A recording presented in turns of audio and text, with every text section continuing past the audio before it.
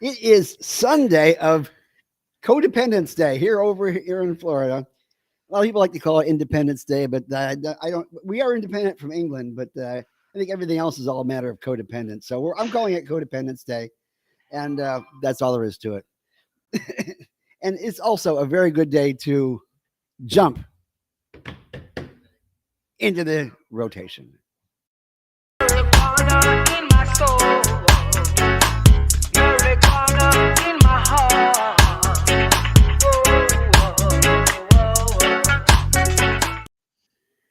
Okay, now that we've gotten through our logo here, which I guess is still standing for this week, you're still working on a new logo. What am I doing? You working on a new logo? I'm not working on a new logo. I'm working on a new backdrop. Okay, a new backdrop. And like I'm throwing around ideas. It's not like I've started working on it yet. Like I'm just kind of, yeah. The most I've gone is like, what do you guys think about getting rid of the passing of the joint thing? It's taking too much space and it's not giving enough information. Yeah, we should be passing a joint back and forth between the boxes here, but we'll work on that later on. Which way? Yeah. In the meantime, let's go ahead and introduce ourselves. First off, my name is Gary Stein. I am the political director for Suncoast Normal and the Master of Public Health out of our trio of masters here. To my right, your left, is Carlos. I am not MailChimp. Ermita. We've gotten rid of MailChimp, and they got rid of us. So we're not a MailChimp, and I have no God. We are. Yeah, he's the official atheist of the group and the official master of business administration, since we know that cannabis has health aspects as well as business aspects. And speaking of health aspects, first off, I should also note, sorry about that, is that you'll notice that our executive director is not here today. Chris is actually in Maine. I think he's actually stumping for Paul LePage. Believe it or not, when I got in and I'm like messing with the lights and like I'm turning the computer on and everything, he logged in for a second to say what's up to me. And he wanted to show off that he had a fucking, he just left the dispensary and had like a bottle of Keith Cola and like all these joints and like, yeah. And, you know, it's rubbing it in my face, you know, living the Maine life.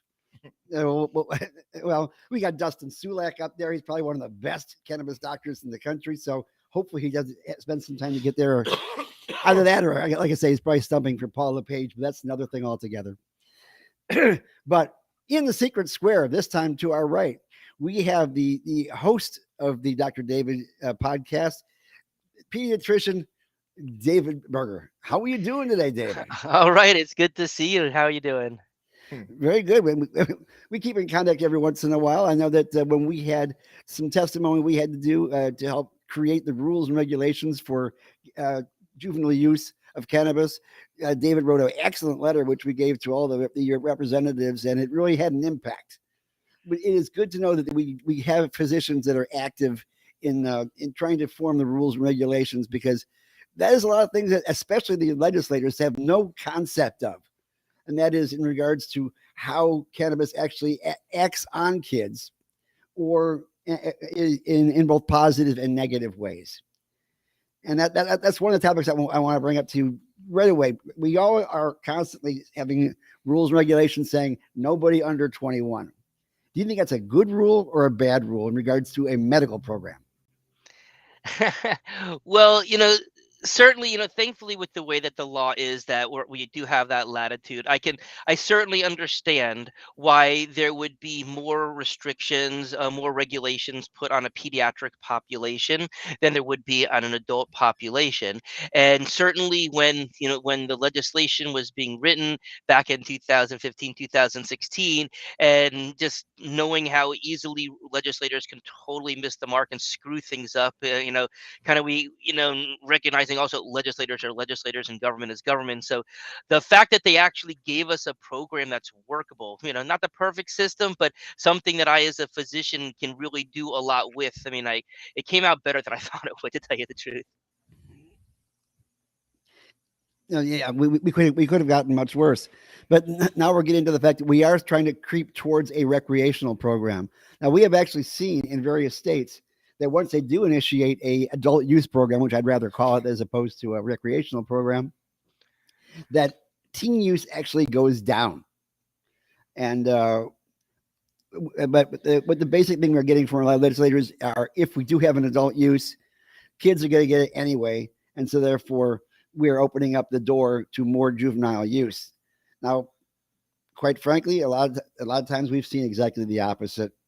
But right now, kids, I'm sorry to say this to legislators, they can get access to it pretty damn easily right now.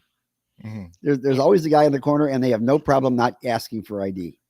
Yeah, and let's face it, that's been that way since we were kids too. So, Mm. so people who want access to it, but the fact that people can get, consistent product, safe product, tested products through the program is such an advantage, especially for me when, I'm trying to treat things therapeutically, to have a patient be able to get the same strength and the same strain of a product that works for them. I kind of, what I tell a family, or when I'm talking to families about this, it's kind of like, well, yes, your friend may have a well-intentioned, your son may have or daughter may have a well-intentioned friend who takes care of things for them, but at the same time, the likelihood that they're going to get the exact same product every time, to me, that would be kind of like walking into a pharmacy and saying, hey, you know what, we're out of Zoloft today. You want some Paxil instead? Which of course would be a patently ridiculous comment and quite illegal. But that's what happens on the street. And if you're lucky, you get a clean product. So that's the nice thing about it, is that if a family knows that they need 9-pound hammer in order to get their kid to sleep, and they know that that they need this much, 2 inhalations because they're able to do that, or whether they're doing the indica so that they know they just need to take 5 drops, or a quarter of an edible or a full edible. We can be very consistent that way, just the way that I can with pharmaceuticals.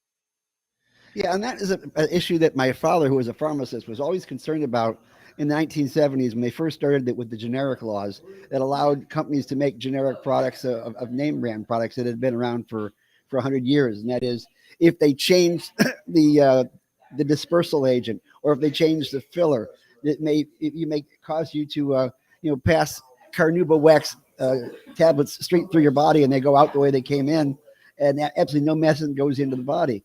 But I think we have gotten a little bit better in regards to our generics. Grant you, we can't pick which generic we want when we go into the pharmacy. It's basically whatever their distributor gets to them. But do you have any issues in regards to generics and medications? And would that fold over to cannabis if they claim that they all have the exact same strain? Yeah, so from a prescription perspective, and actually we are able, I do have patients who have found one particular generic work better than the other, and I'm allowed to request that particular generic brand. And pharmacies will usually be able to get them, which is kind of nice.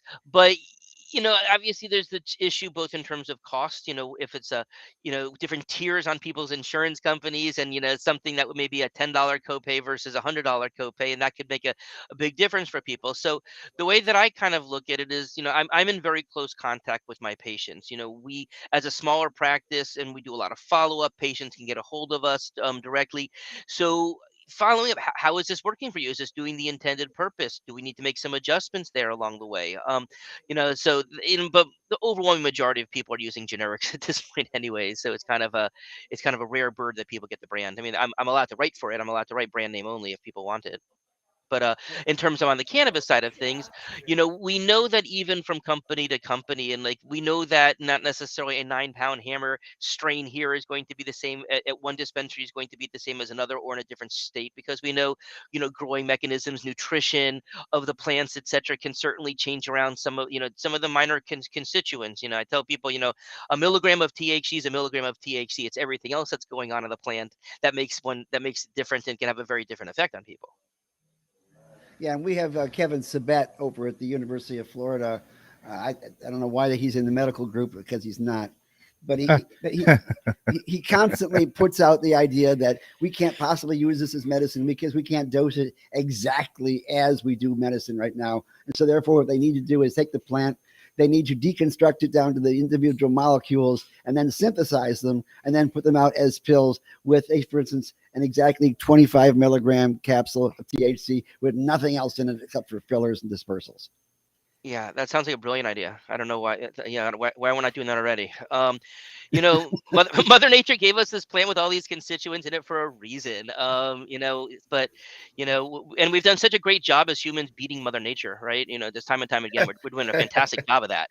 And so, yeah, have faith in the plant, have faith in the earth. I mean, obviously, when these very high level botanists at these dispensaries, they know what they're doing, and the fact that they can be testing something. And let's face it, if something has let's say if something has a 25 milligram capsule, for instance, and it has 24 milligrams in it, or 26 milligrams, which is about as far off as you'll see it, I don't really know that's much of a clinical difference. And if you look at generics, if my memory is correct, a generic only has to be like within 80 or 90% of what it actually says anyway, so there's not the exact precision that's going on with those either. And then there are also a difference in absorption rates in between products, and also have in regards to interactions with other medications you're currently taking. In terms of pharmaceuticals, you mean? Yeah, as far as absorption rate.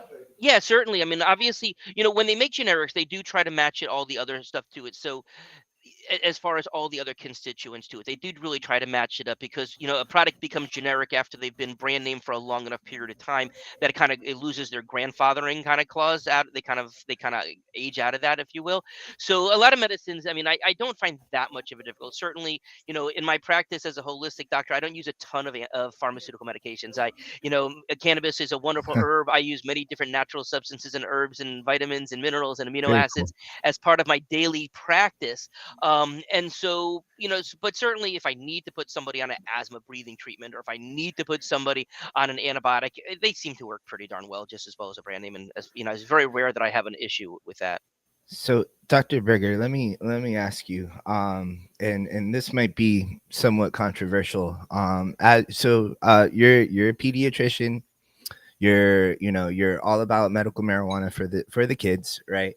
I have a couple of questions. First off, all these studies about brain development and giving kids cannabis, and how I started smoking weed when I was 17, so like I'm fine. I'm obviously smart even though I smoke weed. But Even though, there's all these studies that have come out saying that brain development's hindered when you start smoking cannabis at a young age. Do you have any comments on that? Or Yeah, yeah, so that's definitely a concern. I mean, like, I just did a little review, even in terms of during, use during pregnancy. I work with adults as well as children. Even though from what mm, I've been told, I've certified more children in the state of Florida than anybody. But I do see a lot of adults also, and there comes pregnant women, etc. And so I just did a little review about the effects, the research, and in terms of, on the fetus and the child afterwards. And there's concerns there. What I think people don't realize is we're not just, I mean, first of all, a parent has to be a caregiver. It has to get the whole authorization. It's not like some teenager can just walk into my practice and say, "Hey, I want some weed. Will you certify me?" That's not how it goes. Until you're 18 years old, that's not your call. That's your parents' call. Okay. Mhm. So first of all, there's a filtering there, if you will, from the parents, because the parents not only are the have to sign off for it, but they're the ones who have to purchase it and give it to their child. So it's not like the kid can just walk into the dispensary with a card and just get whatever they want either. So, but is there a concern about brain development? And brains are even developing until age 22 or so. There is. Here's the thing. It's like, from what I know about cannabis, and from what I know about cannabinoid receptors and how cannabinoids interact with those cannabinoid receptors and what those receptors do to the body, um, I would assume, I then again I'm assuming, but I would assume that it would help brain development in young kids. Like, from what I know about cannabis and what I know about the studies that I've seen about cannabis, and this is where it gets controversial. It gets controversial, honestly, from my point of view, right? I see those videos of kids smoking blunts, and that outrages people. And I'm like, cool, that's probably helping the kid develop.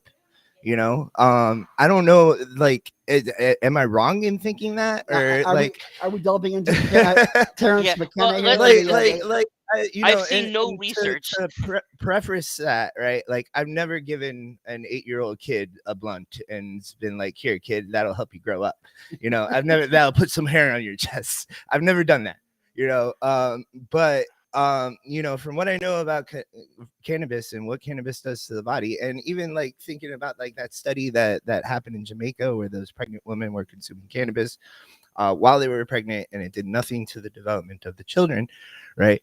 I mean, I would assume that kids consuming cannabis would help them become better adults. Well, first of all, as a physician, I mean, I've seen no research that shows that is so.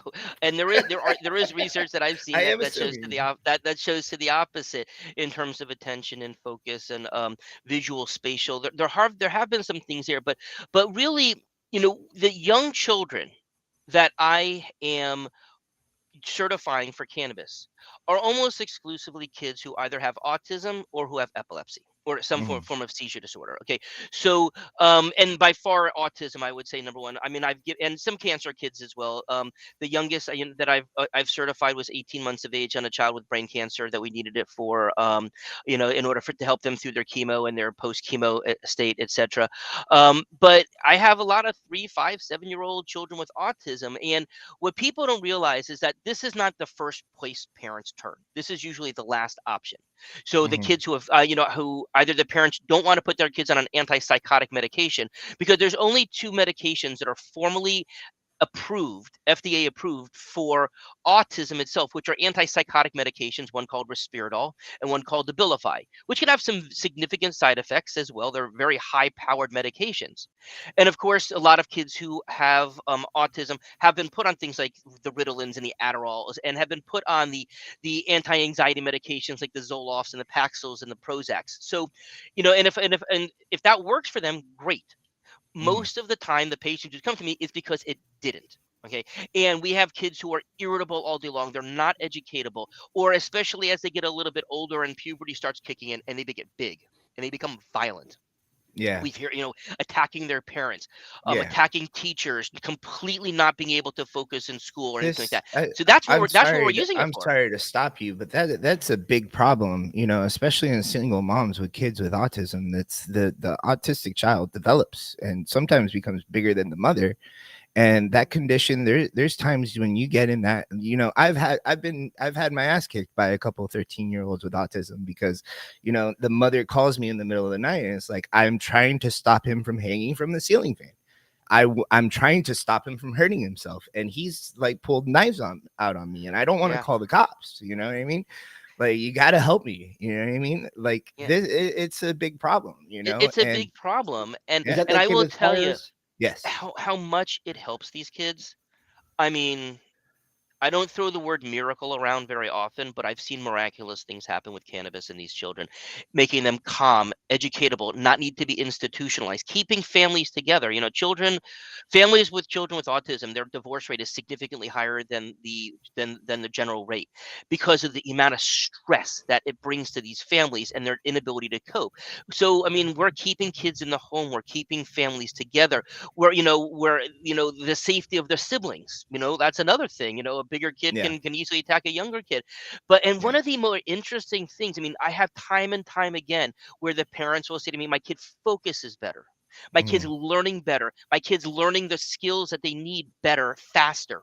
And this happens with the cannabis all the time. And another really interesting thing, though, is that it doesn't most of the kids that we use THC on with autism, they don't act stoned. They don't act high. They're more with it. They're more together. They're more social. They're more, together with yeah, everything. And that's one of the things that I think people don't realize. And, I know that Manoush in Israel had several years ago had actually did a study where they measured the endocannabinoids in children with autism compared to to neurotypical children, and children with autism had lower amounts of the endocannabinoids than did the neurotypical children. And so what I'm wondering is if the cannabinoids for these kids maybe they're almost like a replacement therapy. Just like you wouldn't want to give insulin to somebody who has good insulin levels, you'll screw them up. You'll drive their blood sugar low.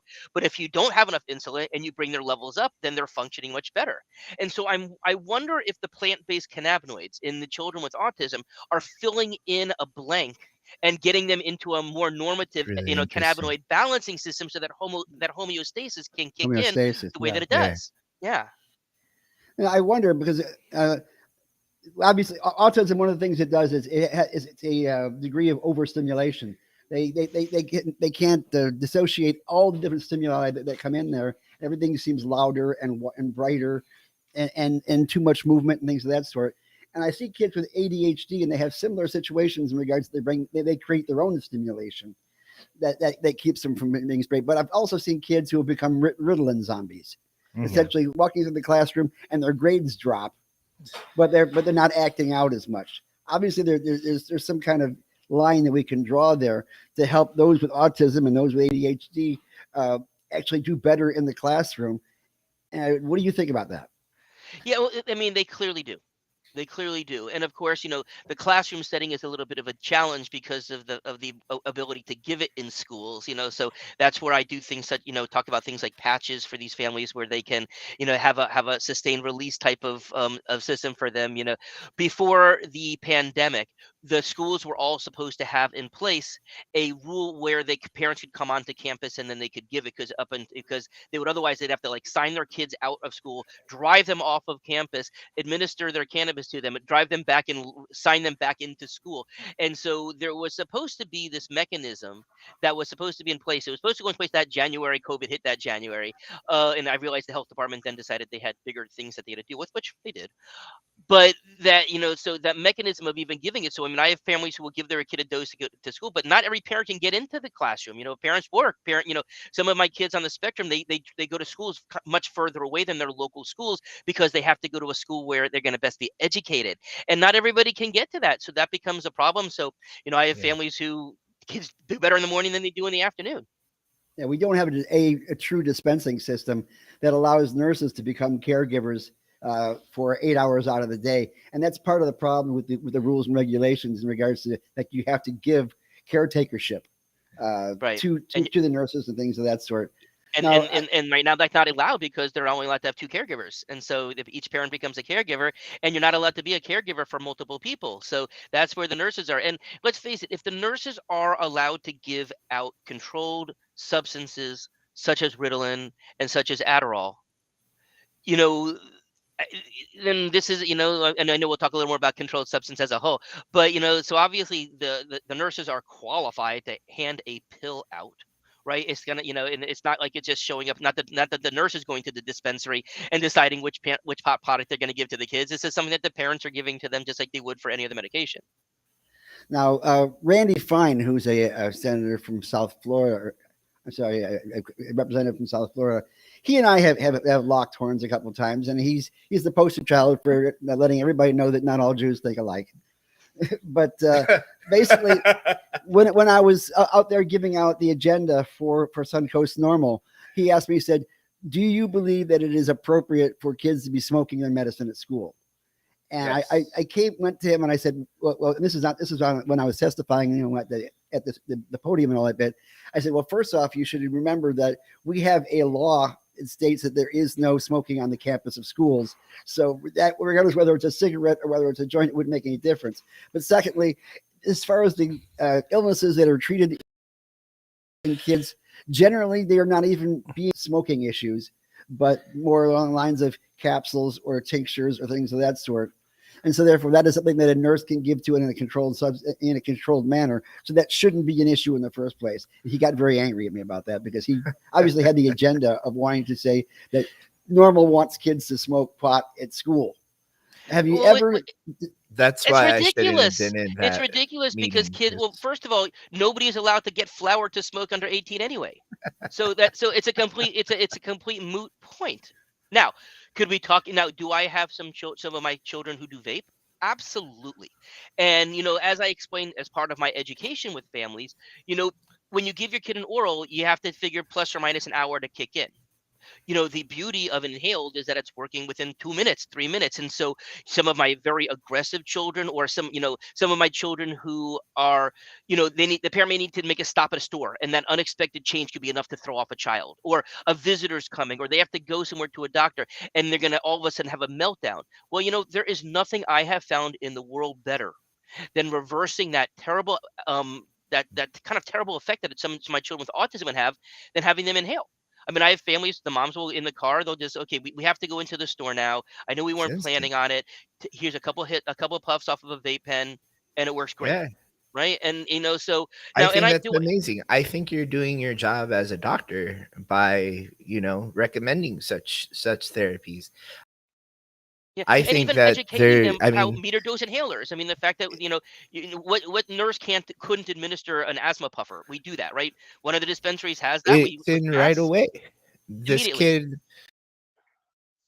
kid waiting 20 minutes for it an hour or 2 hours for an edible to take effect is going to be hell for that kid. It's going to be hell for that parent. Like, Yeah, I think it's an amazing thing that we can do, just saying, hey, take a few hits off of this vape pen. And before we even had vaping, smoking, we could have given the kid some a few hits off of a joint. I don't think that's a big freaking deal. I know that's a yeah, controversial thing it to say. certainly is.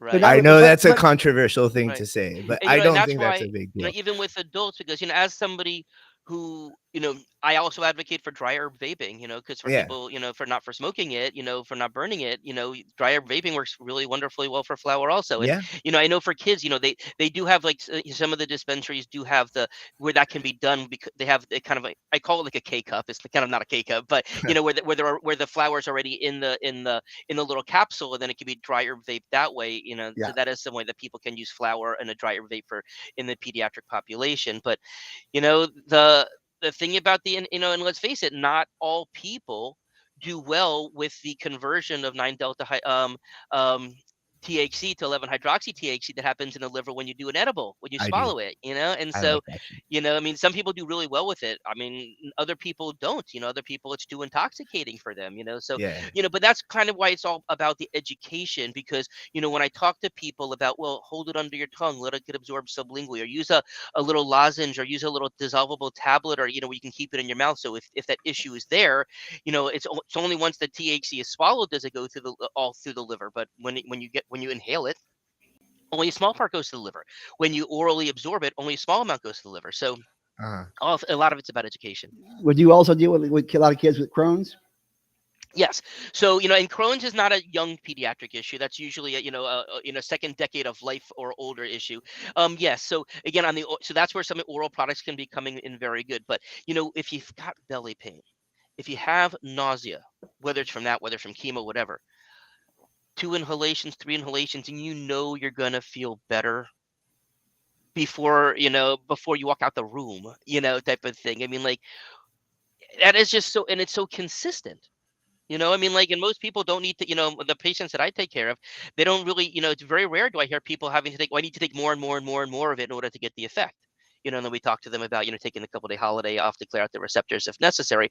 But I mean, it's very uncommon where parents or for that matter, for adults, where even people say, hey, this isn't enough. What you've authorized isn't enough. I need more. And in Mhm. children, usually low doses. I mean, I don't see kids who are, who are taking a concentrator, taking a rosin or a resin and putting up, large amounts of it. They're taking small Not amounts, a and lot of kids yeah, dabbing, huh? I'm gonna yeah, give not you a a, lot of kids have it. Some of the I'm gonna teens give you do, one of but those.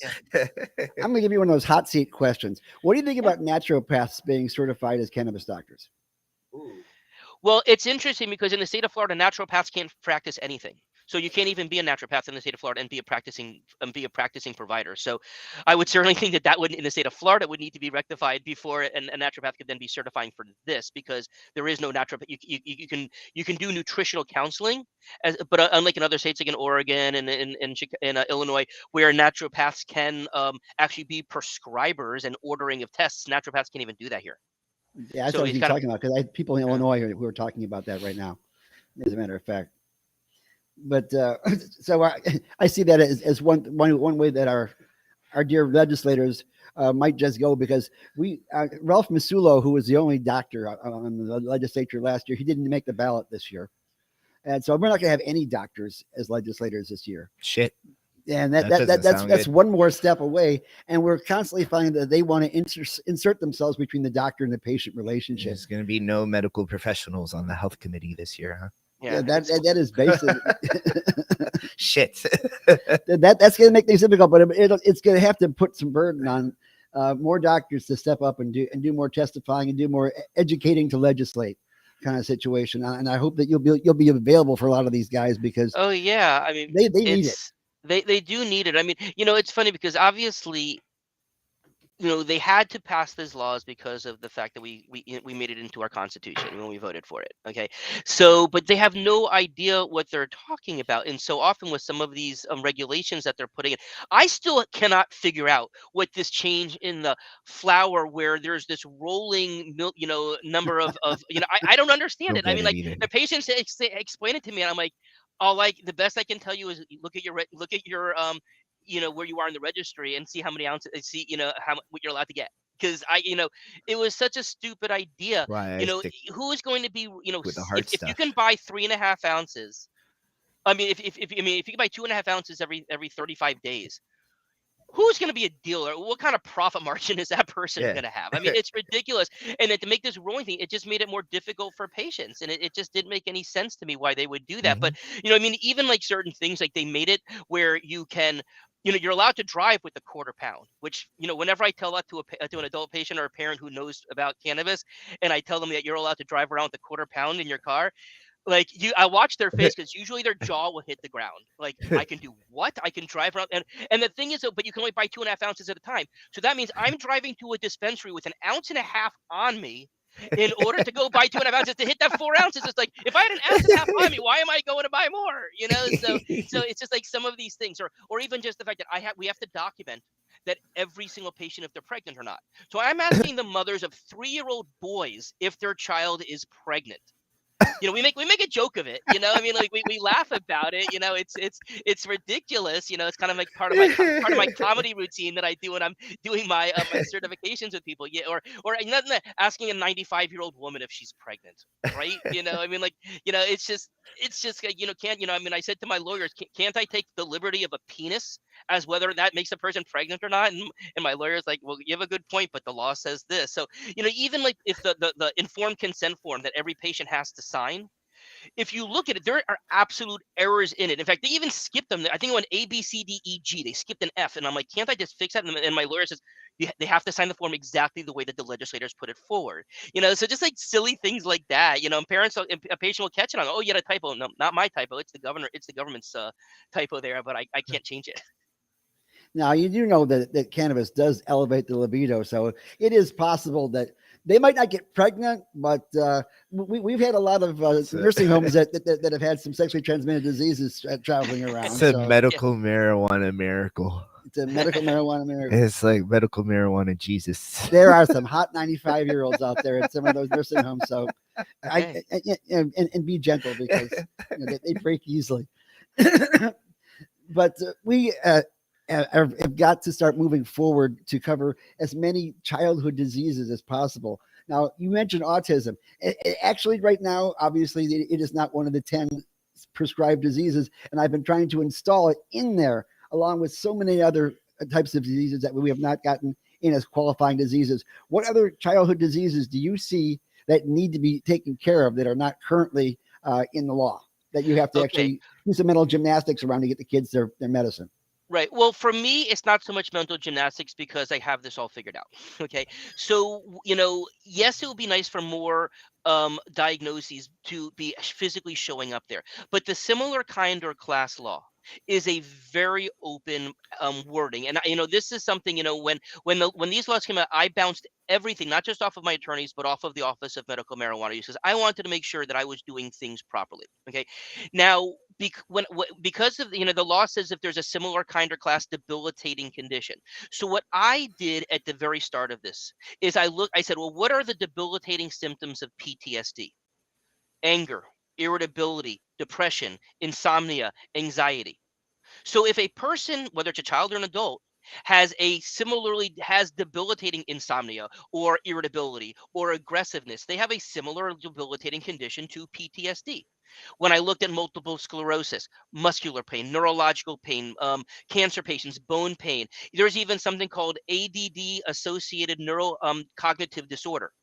I'm sorry, I meant to say the HIV neurocognitive disorder. And if you look at the two main symptoms are attention and focus. So when I certify a patient, and I have patients, and again, people think you're giving cannabis to patients for ADD, doesn't that make them more doped up?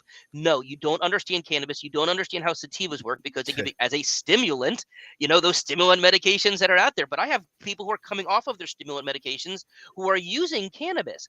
And I explained to them, well, that's how I made that happen. So realistically, when I went through the 10 diagnoses that were in there, short of stubmitoitis, there, which is of course, not a thing, but any chronic debilitating condition actually falls within those 10 things. And so basically what I did is I created this database when this whole thing started, where I said, okay, this is the debilitating condition, because we have to document how it's similarly debilitating, and we have to document how cannabis helps that other condition.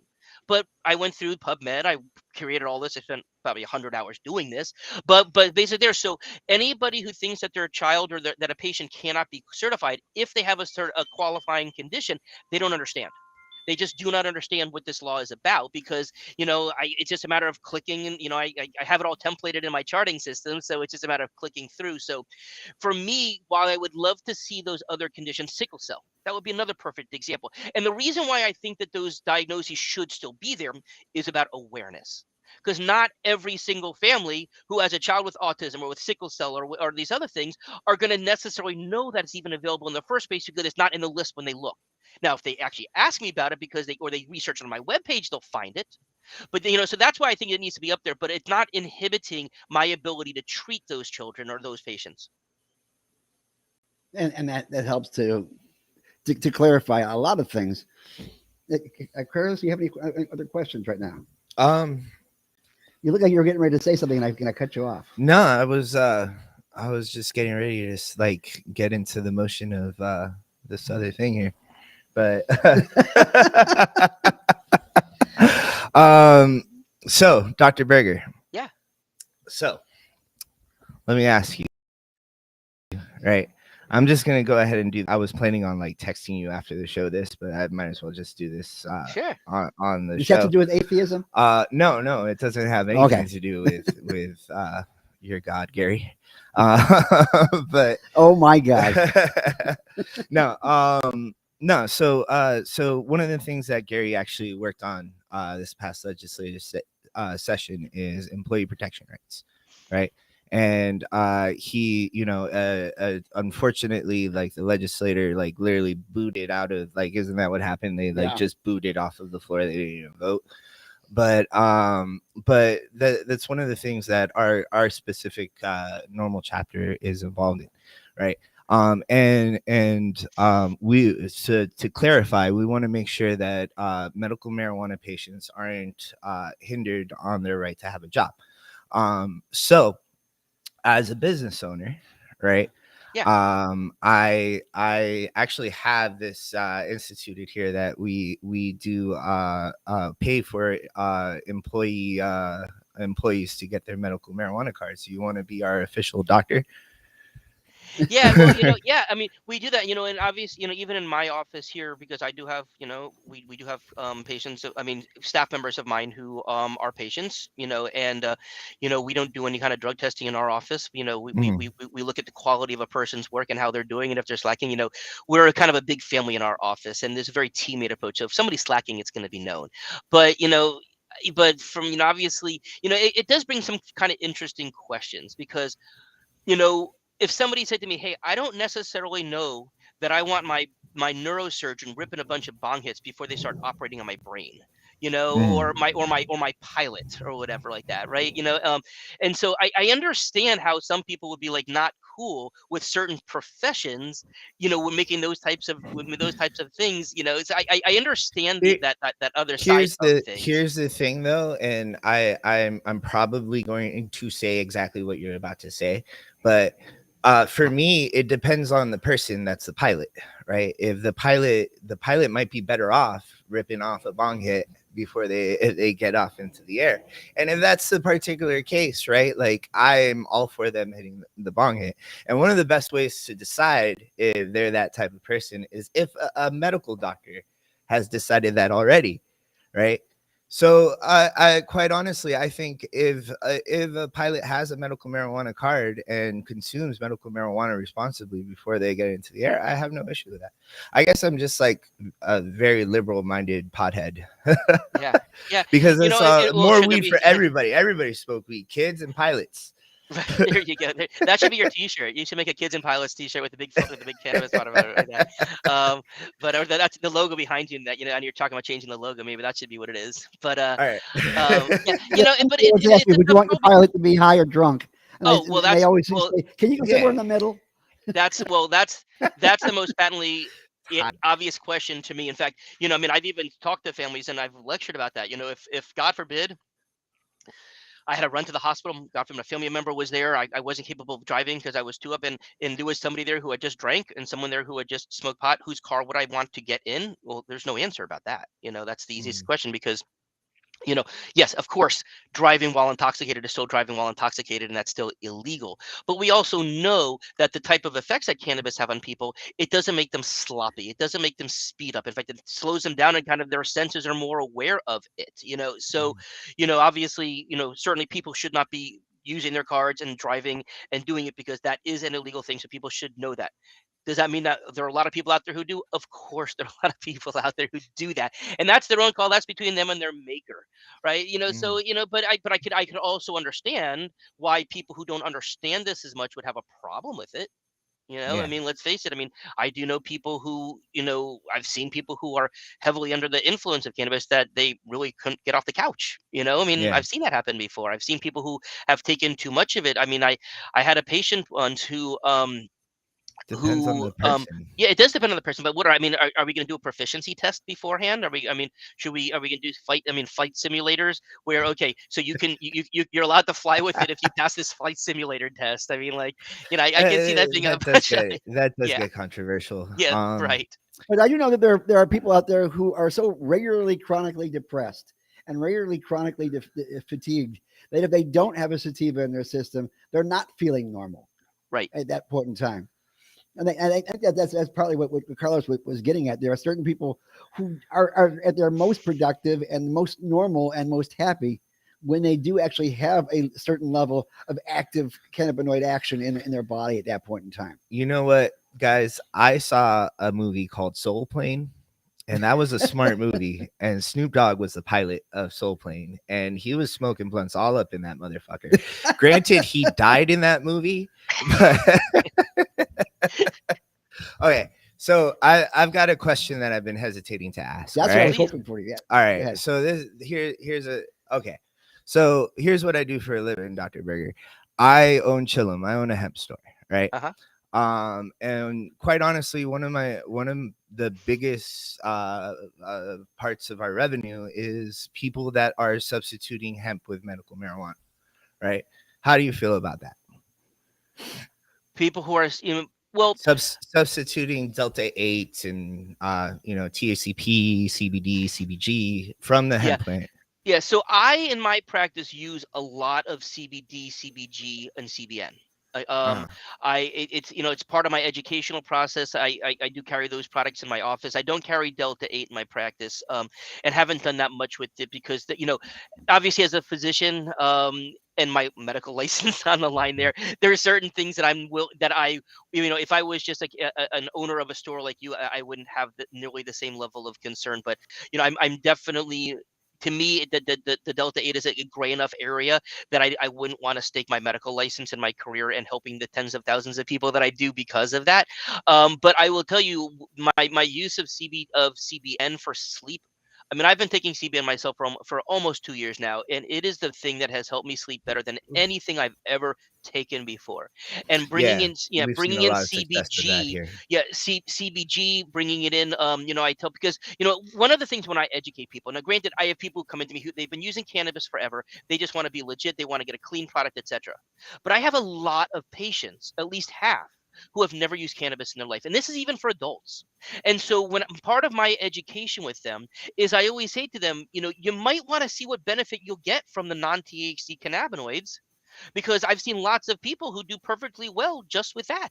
And so Mhm. to educate people on how to properly bring it in, milligrams, how I'm making jumps every several days. I'm telling people how to log what they're doing, keeping a spreadsheet where they're how many milligrams, what product they're taking, the effects from a 1 to 5 for their insomnia, for their anxiety, for whatever.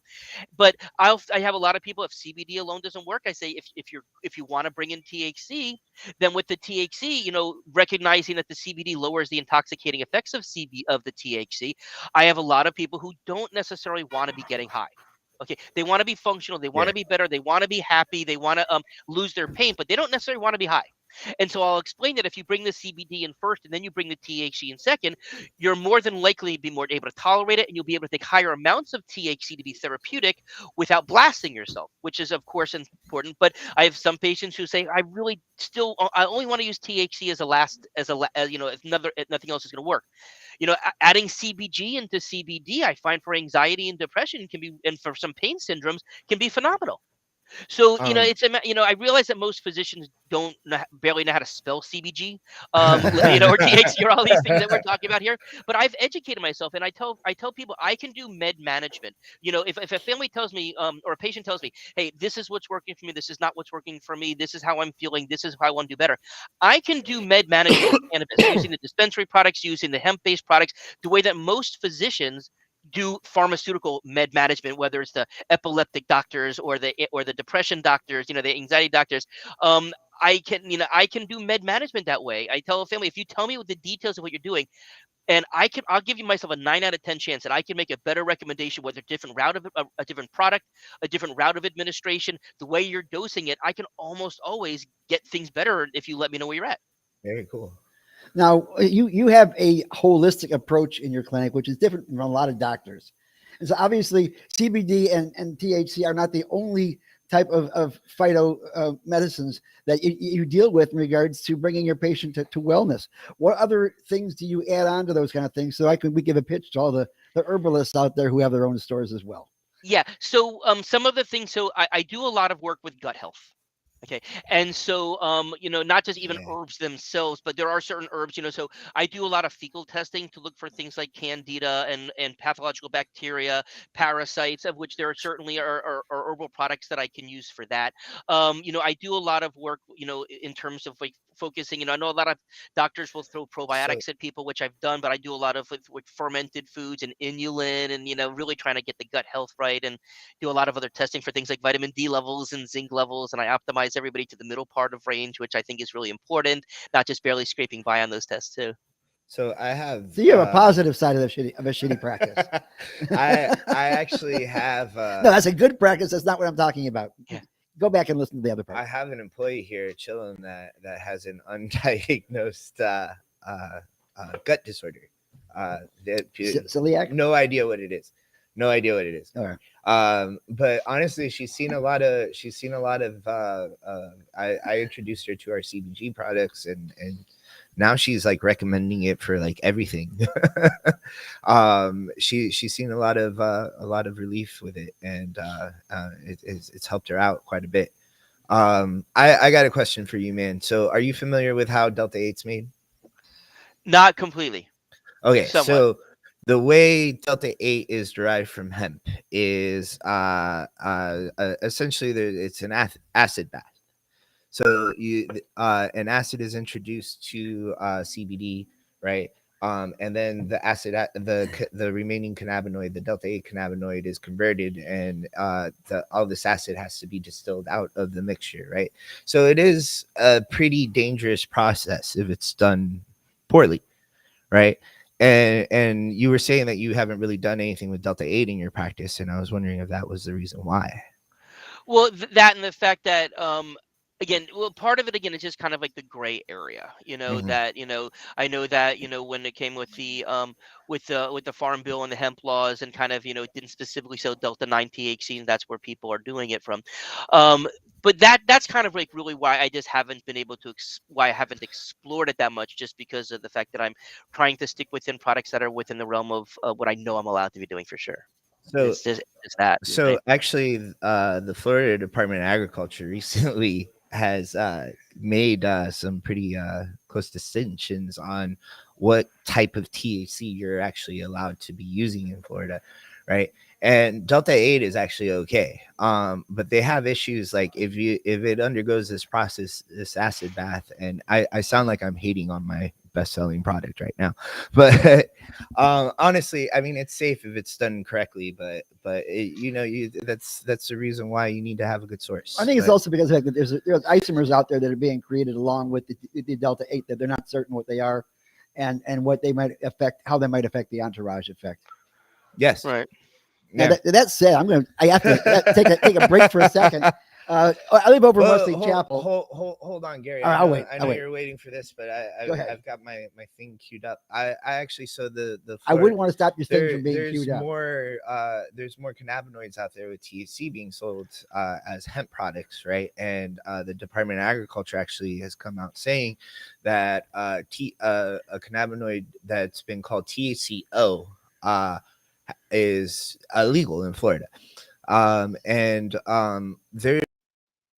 There really hasn't been like a lot of like given out. As a matter of fact, when my inspector was in here and basically telling me not to carry TCO anymore, she couldn't give me a reason why. All she could do is like show me an email saying that, to tell me that it was so it was pretty weird, and I contacted a media outlet, Fox 13, that I've done a lot of work with in the past, and they were gearing up to put out a story. I'm not sure if the story is actually going to come out now. I don't think that it might have been that there's not enough information for an actual story, but the Department of Agriculture gave them a statement as to why TCO is illegal.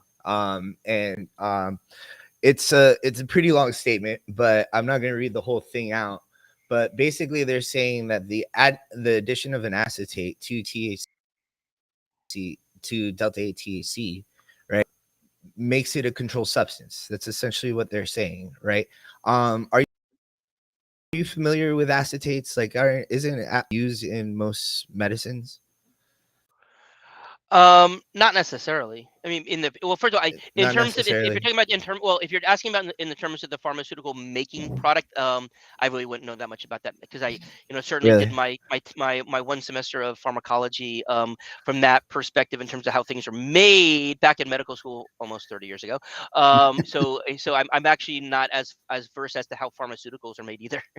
Oh, really? I mean, that's cool. I understand that. I just like quite honestly, it's like very confusing. And I was hoping maybe like we could get more clarity on it. I mean, it's my understanding that acetates are like made like in like a lot of like over the counter. Like I believe aspirin has an acetate in it. So I'm not like I don't know necessarily what's going on with hemp right now, and I yeah, think as a I guess we're radical, just gonna leave it confused. as a radical, acetate can change properties of almost any chemical. The question is whether it does it for the positive side or the negative side. Okay, so is that what they're like? I guess that's what they're saying. That it's like we don't know That's whether essentially. it's I mean, a lot of positive or vitamins negative. we are acetates as well, so we have to kind of gauge that as far as that's concerned. Okay. Now, you dealt with a lot of gut things. Do you also deal with a lot of changes in diet as far as treating childhood diseases Oh yeah, absolutely. So besides celiac? yeah, well, so my practice is really based upon teaching people how to use whole foods. If you can't pronounce the words on the package label, you be putting it into your body in the first place? Keeping to the outside of the supermarket more so than the inside, the inside aisles. But there's so many issues. I mean, a lot of my patients who have dairy issues, a lot of my patients, I mean, I advocate for organic foods. I advocate for high intake of fruits and vegetables. I mean, I'm also a huge advocate of breastfeeding from the beginning. 99% of our patients are breastfeeding from the beginning, and I'd say at least 80%, if not more, are nursing past 6 months of age, which of course is a very important part of the of setting up proper nutrition, setting the gut balance in the first place. So I really focus a lot on high fiber foods and making sure people are well hydrated, and just making sure that they're getting all the different colors of the vegetables in their system, and we know that's a good way of kind of knowing that you're getting all the different types of nutrients as well. Because I advocate for breastfeeding through most of life. That's besides the point. But I was going to mention the fact that in Wesley Chapel, where I live, they have a new store over here, and these guys are friends of Vinny's who have not offered to sponsor our show yet. So I might not even want to show the product, but I'm going to anyway. And that they actually are creating some Delta 8 cookies here. The place is called Higher Flour, which is kind of a cute name. Here's a box that I got for Father's Day of samples, and they actually have they actually have cookies that are made from ube and matcha. So they're trying to get into a holistic approach to edibles, along with having Delta 8. And I got to tell you, my wife, who usually uses CBG for the pressure in her glaucoma, I found that she actually did get some relief from the red velvet cookies. Huh, It might be the white chocolate. I don't know, or it might be the Delta 8. I guess that is out, but we don't have a clinical study to be able to study that. But no, yeah. Well, let's face it. We don't have. That's the thing that we are needing the most of are a lot of clinical studies done the right way. And of course, I know we haven't talked much about where we are with the scheduling of cannabis and being able to research it, and the fact that we really need to deschedule this completely, not just lower the schedule down, because we don't want big pharma getting their paws into this and screwing everything else up. We should be descheduling this completely. The fact that the government has declared that as a Schedule 1, that there's no medical benefit whatsoever to it, is one of the biggest farces that I've ever heard. I mean, just like for the amount of studies that have been out there to say that there's no medical benefit for it. I mean, it's like you guys need to use some of it yourself, and you can see. I mean, as a child of Dr. Spock, I dealt with a number of issues that they've done in regards to the feeding of children over the years, going to formulas, and then staying away from milk-based formula, going to breastfeeding and things of that sort. And sometimes I think they're just experimenting with kids to see, which generation is going to be smarter or stupider from the previous one, and see if that actually changed Yeah. in regards to diet is concerned.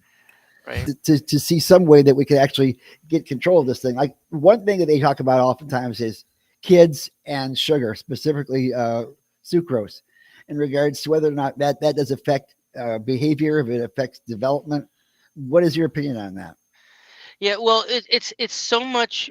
When a person takes a basic sugar as opposed to a complex carb, we know what it does to their internal sugar levels. We know what it does to their insulin levels, and we know that's shocking the pancreas, the effect that it has on the adrenal glands, the effect that it has, on our cortisol production, etc. All of those things that are all part of our homeostasis, are going to be bothered by that. So that's why I always talk about whole grains, complex carbohydrates, as opposed to simple. But I mean, it's just in our practice, when I people are our patients aren't eating Pop Tarts. Our patients aren't chugging sugar, sodas. I mean, neither of my children have ever. My children are now 19 and 13, and they've never had soda in their life. In My fact, problem, man. I yeah. need to stop with the soda. Yeah. In fact, my son Benjamin didn't know that McDonald's actually had like hamburgers. He thought they just had bathrooms until he was about 8 years old. Because like when we were on the road, like if you ask Benjamin like what do they have at McDonald's, he would say they have bathrooms there. He had no idea that they had other food, that they had food there even. But I remember even there was a Macy's Thanksgiving parade, and Ronald McDonald, the big blow up doll, came around, and both of my kids looked at this and they had no idea what that was, and they were like, "What the hell is that?" And I'm like, "Well," and I knew it was. I'm like, "What do you think it is?" And they're like, my daughter at the time, I think she was 5 or 6, and she's like, "Is it supposed to be some creepy clown?" I'm like, "Yeah, that's what it is. It's a creepy clown." But All clowns. yeah, right. But yeah, so it all depends on how we raise our children, from the very beginning, and how we educate them, and how we feed them, let's face it, and how we also are ourselves. So I mean, yeah, I don't eat Pop Tarts either. It wouldn't be a great role model if I was eating Pop Tarts and telling my kid don't eat Pop Tarts. Ugh, Well, yesterday we decided for some odd reason just making me to start hungry. watching old episodes of lunchtime. Star Trek, the original series, and I So good. realized that was my comfort food. I mean, we weren't eating anything, just watching that. I got more of a comfort food feeling than I did with going back and buying one of those Pop Tarts, which I now know are they're being frosted with a paintbrush by kids working at minimum wage. So we stopped using Pop Tarts years ago. But there are other comfort foods besides foods, basically. Yes, there you go. And I think we need to also concentrate on the exercise portion of what goes on with kids right now, because too many of them are sitting there with a phone or a video game in their hands and the television in front of them, and not actually letting their legs and arms move beyond just the buttons. Yeah. And let's face it, being in when everybody went into lockdown and with the pandemic, that certainly didn't help because that put them more on screens and that made them less active, less getting out with their friends. So yeah, and let alone the mental health aspects. We could do a whole episode on how COVID has screwed us up way beyond the physical health aspects of things. That's a So topic itself. you saw that Yeah. in your patients as well, a shift in mental disease states. Yeah, I mean, it was very, the pandemic was very, very tough for a lot of the kids with autism because they couldn't go to their therapies anymore. They couldn't go to their classes. They were just at home on the couch all day long. But even, when all the sports were closed down and when all the clubs were closed down and all of that and the schools were closed down, they lost their social skills. I mean, they lost they didn't develop the social skills that's kids. But the mental health of children and the pediatric population through as a result of COVID is one of the biggest things that we're dealing with now. And there's so much locked up in the human mind that we need to release. Yeah. And I'm hoping that if we do have a next generation that is eating well and exercising better, and actually doing things to help expand their minds more, even as far as microdosing is concerned, it would be better for developmental health. Now, my wife is blind, and she has what is called Charles Bonnet syndrome, which is a very unusual thing where if you lose your eyesight late in life, in absence of actual data coming into the visual cortex, it takes stuff from the memory cortex and throws it into the visual cortex. So she sees like a projected picture of things in her mind that go on 24/7, patterns, pictures of things she'd seen in the past. And they all kind of jumble together, and her mind basically determines what she's seeing 24/7. She doesn't see blackness. She sees this whole rigmarole. So what she's trying to do right now is trying to put these things on canvas, because she used to do artwork before she lost her eyesight. And it's yielding some very interesting results. I mean, I don't know if you can see this very well. I probably should have brought this in, but this is here we go. This is a charcoal drawing she was doing yesterday, and it's not that bad considering it's all muscle memory. Yeah. And that kind of situation. So I'm hoping that as you look at kids and try to figure out how can we get these guys to develop, I think that is so important, and why pediatric use of cannabis is so important, because the next generation is the one where we really have to take charge of, because eventually they'll be taking care of us. Yeah, no doubt. God knows we're not doing a good job the other way around right now. That's for sure. Well, on that note, Dr. Berger, Yes. we've come to the end of the program. So there was a closing segue to that statement. So, I mean, one that's not depressing, I guess. Yes. I'm just depressed in a non-depressing way. We'll work on it afterwards. I'll give you a cookie. Could you please go ahead, look into your camera, and tell our viewers and our listeners again who you are and how they can find you and how they can support you? Yeah. And where to find your podcast. Yeah, so my YouTube channel, as you can see on the is Dr. David MD. That is my YouTube channel. I have several different shows there. Your Health, Your Choice is one of them. I do an Ask Dr. David. I do an Ask Dr. David live once a month. Where I'm doing Dr. David Reacts to like interesting things that are going on there. My practice itself for my primary care and my consultative care is Holistic Family Care, holistic spelled with a W, holisticfamilycare.com. And my medical cannabis is Holistic Relief, as you can see there, RELEAF, holisticrelief.com. And that's how you can get a hold of me. All right. Anything you got to say, Gerber? Hopefully we can get back in contact with you, David, because I know that right now we're having issues with people having access to the COVID vaccine for children under 5. Our Surgeon General seems to be opposed to it and trying to make certain that it's just less accessible as it could possibly be. And I'm hoping we can do something together to resolve that, because, like, again, we got to take care of our future, and our kids can be affected. Yeah. And we thank you for all your work, and hopefully we'll get you over to Tallahassee this year and educate the legislate. Yeah, they Not certainly do need it. Not only is Gary and the Wu-Tang Clan for the children, but if you're interested in becoming a member of Suncoast Normal, Yes, All you have to do is go to. You always got that gold pin on there, so I show always it have off. Yes, It's on the other side. it's on the this other time. side today. Yeah. I changed it there. Yeah. There you go. I show this off at the supermarket. I get a lot of strange looks, which is good because at least now it's for a reason. So we've been doing this since 2014. One of the oldest legalization groups in Florida. And the most politically active. The most politically active, of course. And as far as the national chapter, the oldest, and biggest cannabis legalization group.